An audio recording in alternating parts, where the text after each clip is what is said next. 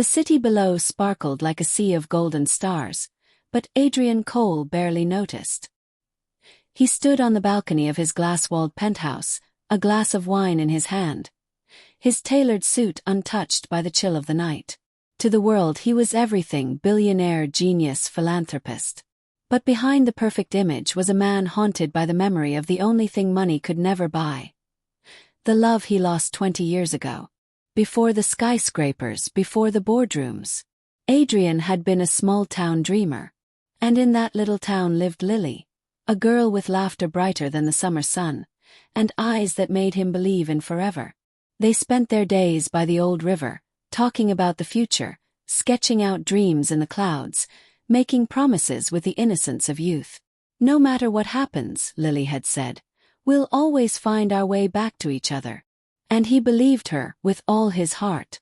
But dreams come with a price. When Adrian received a scholarship to study overseas, he promised Lily he'd return quickly.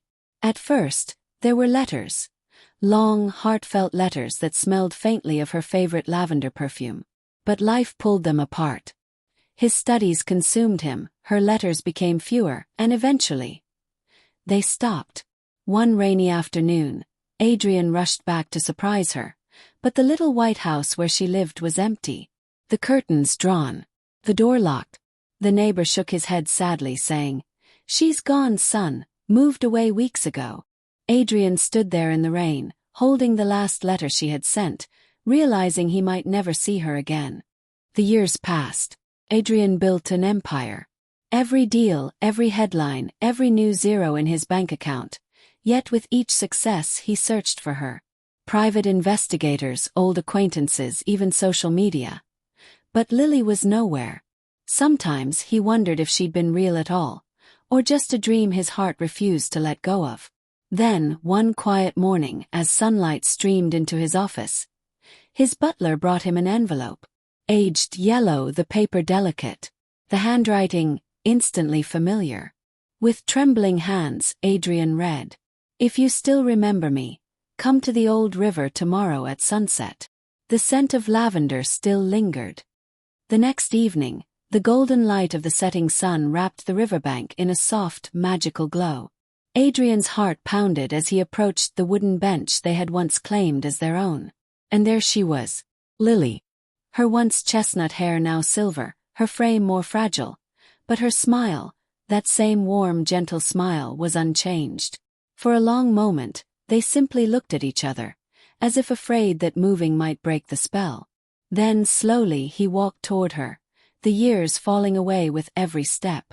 Over tea and quiet laughter, they shared the stories of the decades that had separated them. Lily told him how life had been kind and cruel. She had married, lost her husband, raised a child. And now, she was facing an illness she could no longer fight. "I didn't want to leave this world," she whispered, "without seeing you one last time. Without knowing if you still thought of me." Adrian's eyes stung as he held her hand. "Lily," he said, "there hasn't been a single day, not one, that I haven't thought of you." From that day forward, Adrian never left her side. He drove her to the places they had once dreamed of visiting.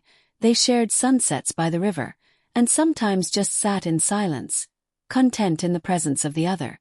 Weeks later, on a quiet morning, Adrian found her sitting up in bed, a faint smile on her lips. She reached for his hand, her voice barely a whisper. "I waited, and you came." And then she was gone. The newspapers still called him one of the richest men alive. But Adrian knew the truth. The greatest treasure he had ever possessed wasn't his fortune, his empire, or his name. It was the memory of the girl by the river. The one he found again just in time to lose. And every evening as the sun dipped low, Adrian returned to that bench by the water. The pastel pink scarf she had worn on their last day together resting in his hands, carrying the faint, unchanging scent of lavender.